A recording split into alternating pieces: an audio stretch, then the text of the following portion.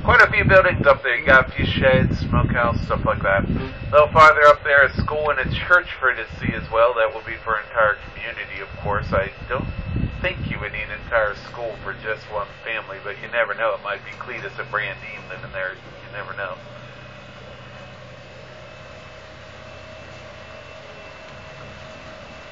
Right here, you got your main house right here on the left-hand side, right down the middle of the main house. Big opening there was called a dog trot. And that allowed a cool breeze to blow through the middle of the house, helped keep it a little bit cooler. Back behind the house, not the building to the left there, I assume you know what that one's for already, but back behind the house was the kitchen. Kitchen was separate from the main house. Main reason for that was because of the heat. A lot of heat generates in a kitchen that would add to an already hot house, so it was separate for that reason. Also, in case of a fire, if a fire ever started in the kitchen, only the kitchen would have to be rebuilt, not the entire home. Might want to remember that if your spouse is a bad cook.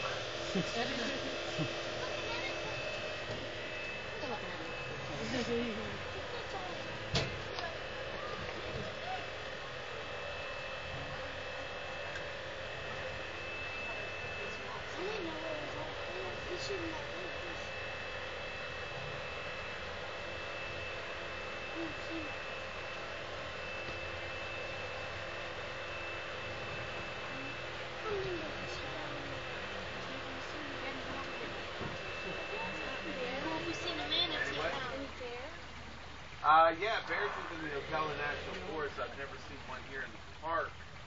I've heard of stories of them being in the park, but I haven't seen them myself during rides or anything like that. But they definitely live in the Ocala National Forest. I see them in my yard every once in a while out there in the forest. Yeah, like 3 times in the past year. But can't get enough of animals and wildlife at work. You have to see it at home too, right? Y'all ever see any manatees at this park? Not too often. They can't get past the Rodman Dam on the Ocklawaha River. So very rarely does one find a way around that dam, but once in a blue moon it happens. I've been here about 20 years and I've seen 3 in all that time. Oh, where's that type of... Here, you've seen at least 3 manatees? What's that? You've seen at least 3 manatees? Yeah, I've seen 3 manatee. In 20 years. Well, I'm lying actually. I saw 2. I heard about the 3rd one. I didn't actually see the 3rd one. They come in this almost fast. That's just a sunken boat. Actually, it was a display, but a tree fell on it a couple of years back.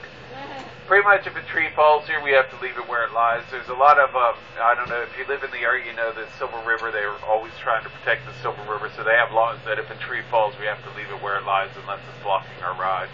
That's to preserve the look of the Silver River and keep it looking as natural as possible. Kind of makes it cool. It's What's that? looks kind of cool being. I think it looks cool myself, yeah. Like, as you saw, we were able to cut back what was actually blocking the ride, but the rest of it we have to leave there. Yeah, I think it looks kind of neat. I think we should tell a story.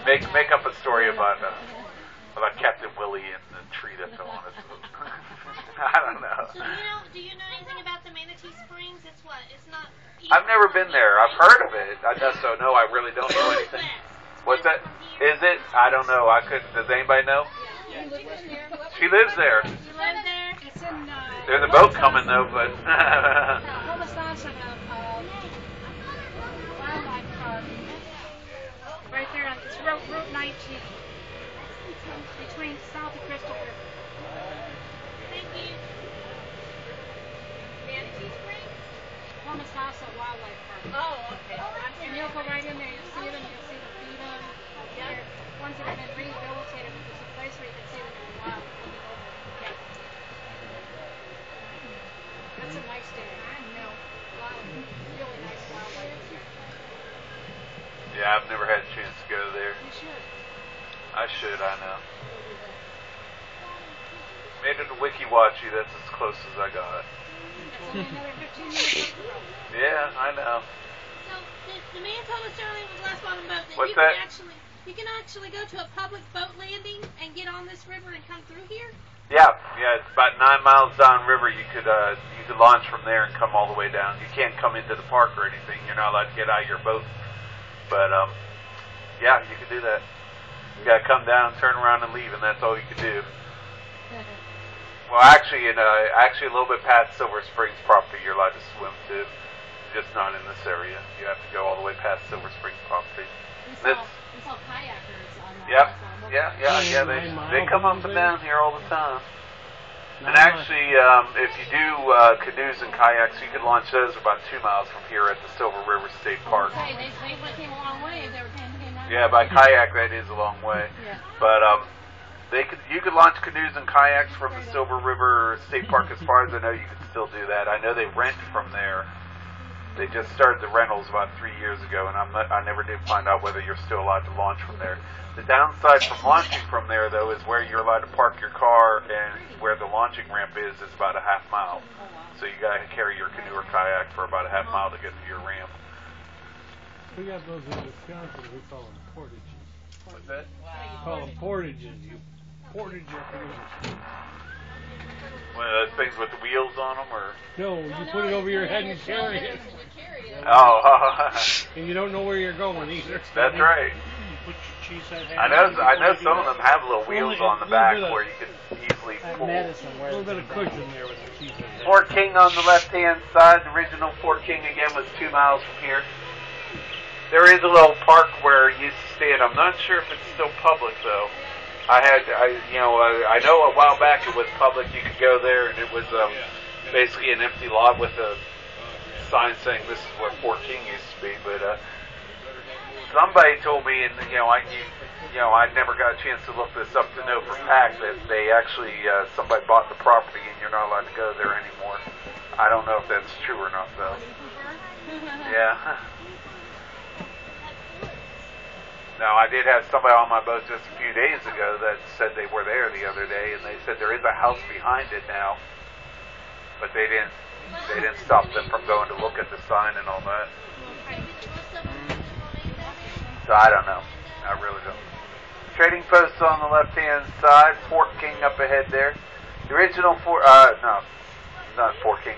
Seminole Village there.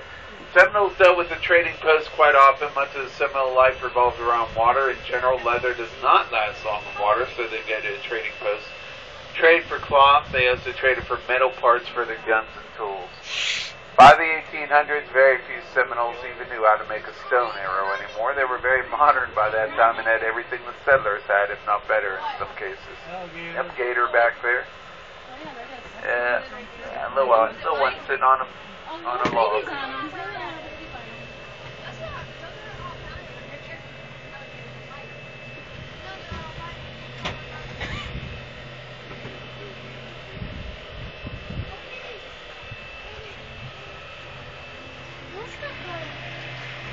There's that boat coming up, the Discovery Expedition.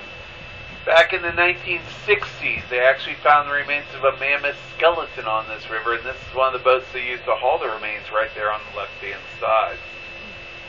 Now, the mammoth they found here was not the woolly mammoth that people are familiar with, but actually the Columbian mammoth. The Columbian mammoth was very, very similar, but the Columbian mammoth was a little larger and had shorter hair to adapt to the warmer climate.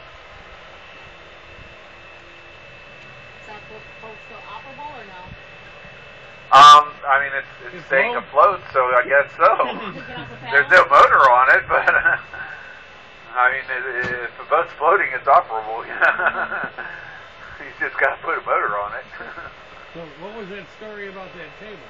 What's that? What was that story you were going to tell us later about that table? You just told us later. Not the table, the boat. Is what that's what the kid was asking about earlier. He said, "What's the story with the boat?" And I said, "I'll tell you about that on the way back."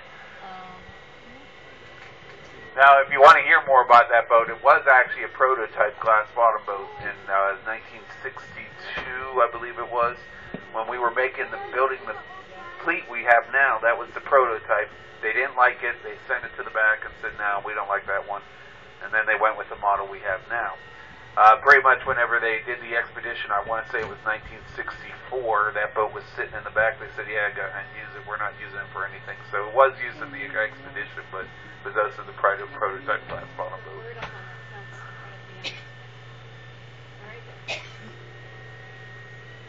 Now our dock's coming up, and that means the ride's coming toward an end. Hope you enjoy your day here at Silver Springs. Hope to come back and visit. Remain seated at all times. Keep your hands inside. Take a quick look around. Make sure you have everything you brought with you. Unless, of course, it's cookies, then just leave them on the seat. I'll take care of them later. Have a great day here at Silver Springs, and thanks for riding a Fort King River cruise. I know why I might do that.